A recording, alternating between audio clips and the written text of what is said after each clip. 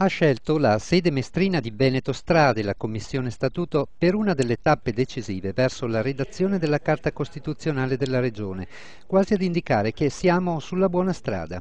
Eh sì, perché il Veneto è stata la prima regione in Italia ad avanzare anni fa una bozza di statuto, ma poi la strada l'ha persa e un decennio dopo si trova ad essere l'unica regione in Italia senza statuto. Ed eccola qua, la commissione quasi al completo, presenti anche i costituzionalisti Mario Bertolissi, Sandro Denardi e Luciano Vandelli. Si riuniscono dopo il tour de force nelle 7 province venete per raccogliere sollecitazioni e proposte. E il primo a farne sintesi e tesoro è il presidente Tesserin.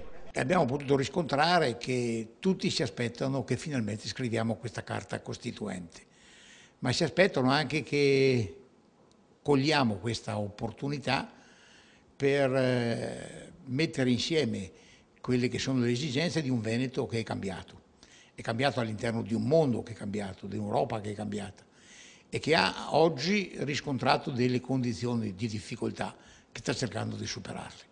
Inutile chiedere di più, perché questa è ancora una fase interlocutoria che probabilmente durerà a lungo, ma sarà questione di mesi, perché un dato comune è questo: il Veneto dovrà avere il suo statuto entro dicembre. Ultima regione in Italia, ma con un piccolo vantaggio per prendere una buona strada, selezionare cioè il meglio di quanto hanno già fatto gli altri.